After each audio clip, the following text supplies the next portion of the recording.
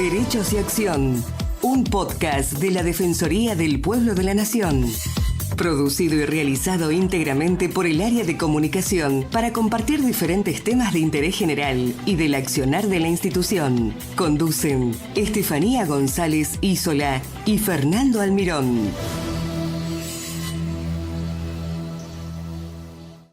José Belizán es investigador del CONICET, del Centro de Investigaciones en Epidemiología y Salud Pública y médico obstetra. Recientemente ha galardonado con el prestigioso Premio Internacional Gerner de Canadá 2023 en la categoría Salud Global, otorgado a investigaciones con base científica que hayan mejorado la salud y el bienestar de la población. El reconocimiento a Belizán es por el desarrollo de intervenciones globales innovadoras basadas en evidencia y de bajo costo en la salud materno-infantil durante el periodo perinatal, mejorando el bienestar y la atención durante el embarazo, reduciendo la morbilidad y mortalidad y promoviendo la equidad en poblaciones vulnerables, destacó en sus fundamentos la Fundación Gardner con sede en Toronto, Canadá. Belizán es el séptimo ganador latinoamericano y el quinto argentino después de premios Nobel como Luis Federico Leloir y César Milstein o el cardiocirujano René Favaloro, entre otros. En esta oportunidad tenemos el honor de entrevistar a un pionero en el campo de la investigación en salud materno-infantil en América Latina e internacionalmente reconocido. Le damos la bienvenida a José Belizán. Hola doctor, ¿cómo está? Muchas gracias por estar. Muchas gracias por ustedes, por las palabras. No, por favor, un placer que esté con nosotros hoy. José, para comenzar, ¿qué significó para usted recibir este prestigioso premio internacional? Bueno, además de la satisfacción, ¿no? Pero también tiene un estímulo importante porque nosotros los investigadores tenemos un crítico implacable, terrible, que somos nosotros mismos. Es decir, nosotros mismos decimos, bueno, si bien publicamos nuestros hallazgos en revistas científicas, siempre estamos objetando, dudando.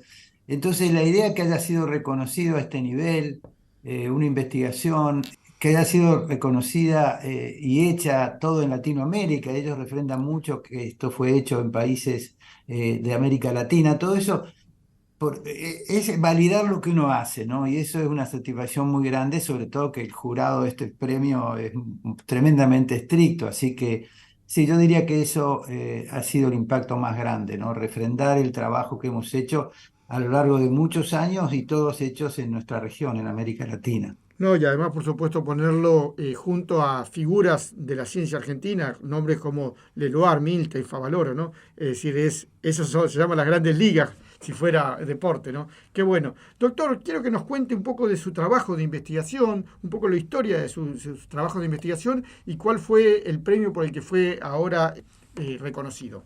Sí, bueno, estos trabajos empiezan... Bueno, nosotros en el 76 nos tuvimos que exiliar con mi familia, mi mujer y mis 3 hijos.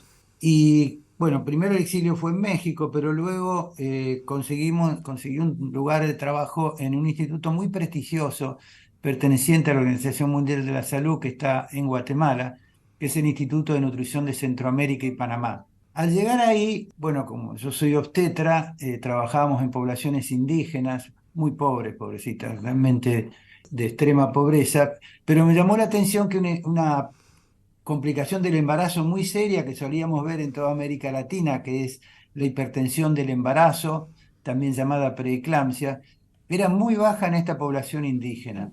Entonces digo, bueno, me llamó la atención eso, pero luego también me llamó la atención que esta población, a pesar de tener una nutrición muy baja en todos los componentes de la nutrición, pobrecitos, pero tenían un muy alto consumo de calcio. Eso me llamó la atención porque no tienen acceso a la leche y sus derivados. Bueno, este alto consumo de calcio es derivado, ustedes, bueno, saben que los mayas, la dieta habitual es el maíz, y prácticamente cuanto más pobres son, más dependen del maíz.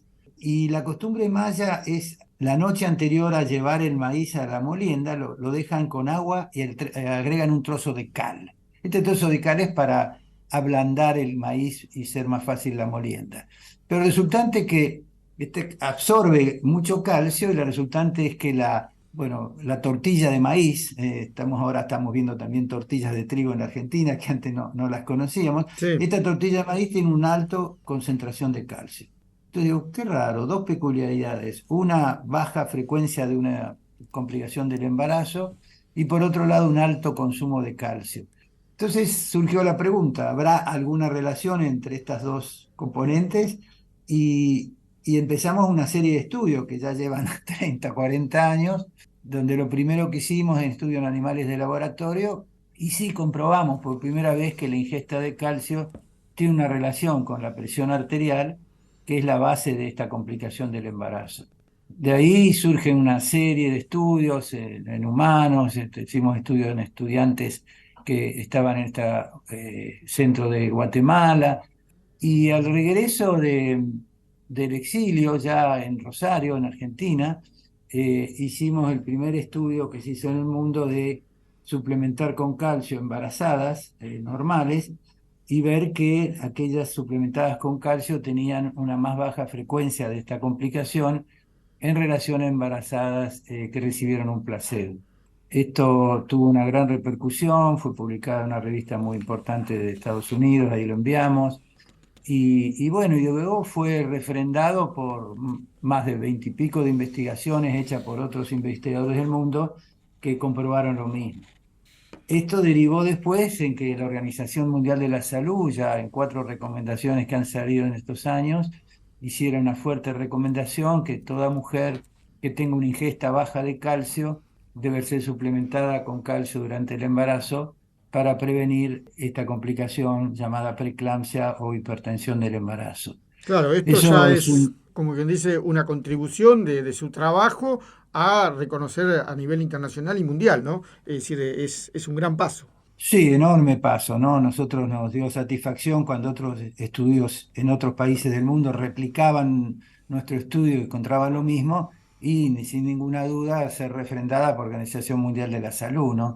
La Organización Mundial de la Salud, para dar una recomendación, es muy estricta, hace evaluaciones de todas las investigaciones, junta un grupo de expertos que analizan todo y termina en una recomendación, así que sí, estas recomendaciones, bueno, avalan lo que hicimos y este primer hallazgo, ¿no? Sí, definitivamente. Y José, ¿qué es la episiotomía y por qué cree que no debe realizarse con frecuencia? Ah, bueno, ese es otro tema. Sí, sí. Bueno, Ese es porque un la tema, OMS también emitió una recomendación en contra del uso rutinario, ¿no? En sí, base a lo que correcto. veníamos hablando. Sí, correcto.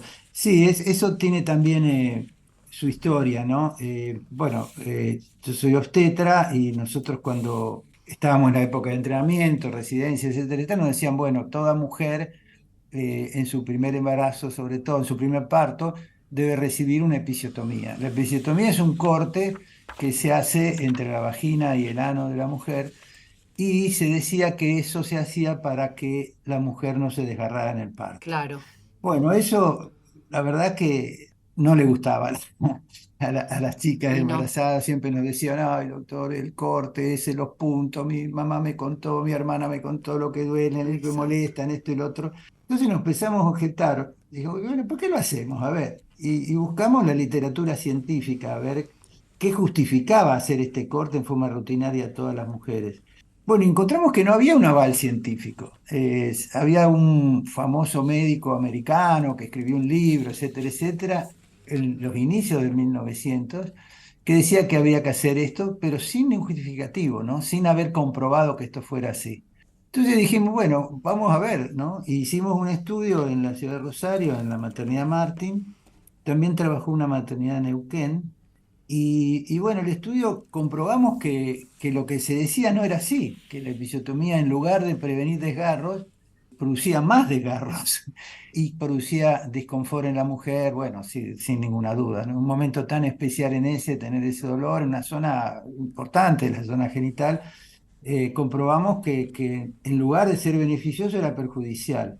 Bueno, esto se fue publicado en la revista Lancet, tuvo una gran repercusión mundial, y la Organización Mundial de la Salud dijo que no hay que hacer la episiotomía rutinaria, ¿no? Eso fue para nosotros una satisfacción muy grande, e inclusive hemos comprobado, yo viajando muchas veces, nos identifican como los que hemos erradicado la episiotomía rutinaria en el mundo, ¿no? Claro, a lo También largo es algo, de sí. 50 años de trayectoria, José Belizán Sí. trabajó para visibilizar el dolor de las mujeres durante el embarazo y, bueno, por supuesto, observar las razones por las que la medicina podía prevenir esto, ¿no? También se habla, o la Organización Mundial de la Salud también habla del tema de las cesáreas, ¿no?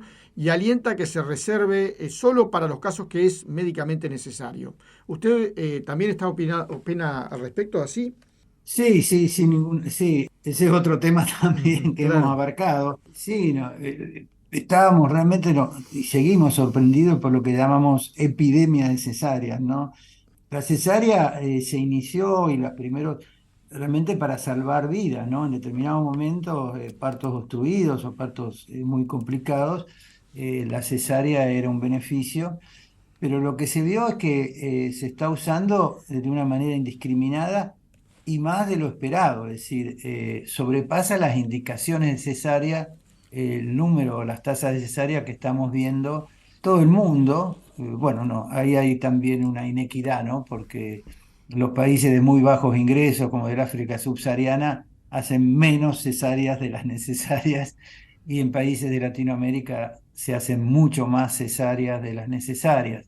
Y eso inclusive va en contra de lo que piensa la mujer. Nosotros hicimos estudios en Argentina y recopilaciones en varios países del mundo, donde se le pregunta a la mujer al inicio del embarazo cuál es su preferencia, y la enorme mayoría, más del 80%, dice que prefiere un parto vaginal. Sí, sí, sí. Lo que después de eso no es lo que recibe después de su deseo, dado que tenemos cifras muy altas.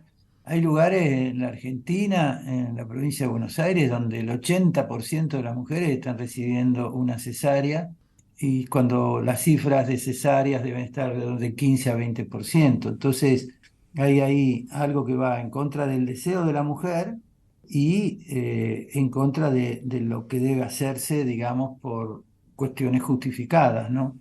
Lamentablemente estamos haciendo grandes esfuerzos, pero no nos va bien. Hemos hecho estudios donde probamos que se puede reducir las cesáreas con una segunda opinión, etcétera, etcétera. También publicados en el Lancet, pero las cifras no disminuyen y siguen aumentando, ¿no? Hay un tema también de las corporaciones médicas dentro de esto que, bueno, no vamos a ahondarlo ahora, ni queremos que usted tampoco Sí, lo analice sí, ni se comprometa, pero sí, hay algo así sí, también eso. José, sí. en la Defensoría se ha creado el programa sobre parto respetado para la prevención, asistencia y erradicación de la violencia obstétrica, donde se Sí. recomiendan las garantías de repetición de la OMS. ¿Podría comentarnos cuáles son los principales usos indebidos y cuáles no lo son? Primero es un gusto hablar con ustedes, ¿no? Realmente todo lo que ustedes hacen es maravilloso en la Defensoría de la Mujer y me adhiero enormemente a todo lo que hacen, ¿no? Sí, yo les quiero contar una cosa anecdótica porque en cierta manera yo soy un científico, ¿no? Sí. Sí, Entonces lo que propiciamos los científicos es que se usen intervenciones en la salud que son comprobadas científicamente, ¿no? Su validez. Y entonces les di el ejemplo de la episiotomía, donde hacíamos una agresión innecesaria y tremenda a la mujer en su zona genital, que le producía Exacto. tantos problemas en un momento de la lactancia materna, la relación con su hijo, la resunción de actividad sexual. Es decir, realmente, después de la publicación nuestra, un autor dijo una mutilación de la mujer, se llegó a decir de lo que significa la episiotomía, ¿no? Entonces nosotros propiciamos entonces que las intervenciones tengan una justificación científica, se llama prácticas basadas en evidencia científica. Y una anécdota interesante que nos pasó es que cuando yo dirigí un centro de investigación en Montevideo, propicié mucho lo que llamamos acompañamiento de la mujer durante el parto, que la mujer tuviera durante el parto una compañía. Y esto venía, ahora llaman las dulas, esto venía de una investigación, justamente se hizo en Guatemala cuando yo estaba allá, que compararon, bueno, eran mujeres en hospitales públicos donde no tenían compañía, y compararon que un grupo tuviera una compañía a su elección y otro grupo no, y compararon los beneficios de todo esto. Quiere decir que una cosa tan humana como esa, tener a alguien al lado del momento del parto, que simplemente, yo me acuerdo de este estudio, simplemente le daban la mano, la acariciaban un poco, le explicaban lo que los médicos hacían cuando la revisaban, etcétera, etcétera.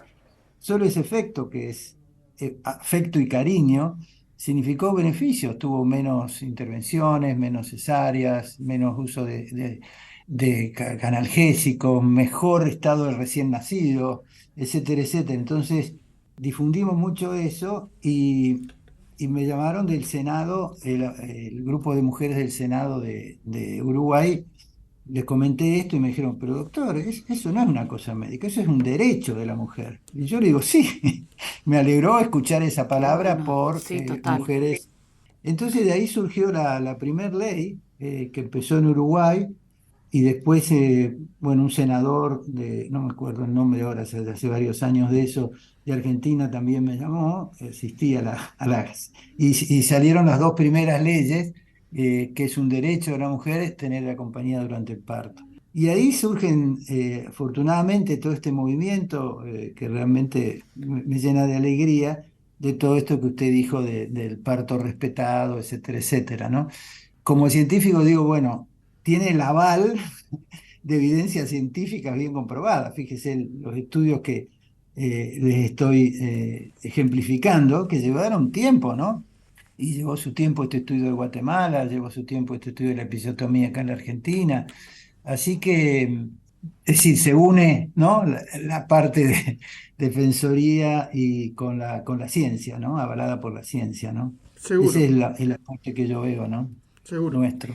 ¿Qué recomendaciones haría usted como especialista en la materia para una experiencia de parto positiva y para transformar la atención a mujeres y neonatos para mejorar su salud y bienestar? Voy a usar una palabra que sea amor. Qué lindo, sí. Y ponerse en el lugar de esa mujer, ¿no? Bueno, no le llamamos personas gestantes. Sí, ponerse en el lugar de ellos, ¿no? Y Ser sentir lo que empático. sienten ellos. Sí, ser empático, ¿no? Exacto. Sentir lo que ellos sienten, ¿no? Sentir que ahí hay una hija nuestra como Total. proveedor de salud, o nuestra mujer, etcétera, etcétera.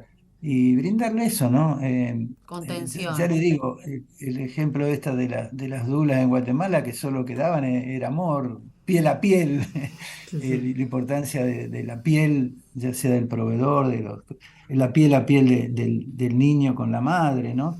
Son todas cosas que el piel a piel también fue comprobado, ¿no? Por un estudio científico, que los niños que se los ponían en el pecho materno inmediatamente después del nacimiento tenían mejor evolución, tanto Sí. psicoafectiva como física, ¿no?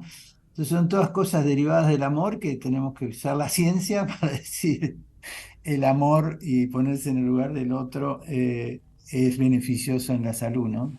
José Belizam, recientemente reconocido internacionalmente con un prestigioso premio en Canadá, estuvo con nosotros y le agradecemos mucho, José, y la verdad las palabras muy gratificantes en un momento muy importante además para la ciencia argentina y un reconocimiento personal a una carrera de 50 años como estábamos contando. Muchas gracias, José. Gracias a ustedes y sigan con su labor Un tan placer, José, importante. ¿eh? Muy claro los Adiós. conceptos. Lo felicitamos. Bueno, Felicitaciones para bueno, usted y para toda la gente que trabaja con usted. bueno, muchas gracias. Hasta luego. Muchas gracias por escucharnos. Los esperamos en una nueva emisión de Derechos y Acción.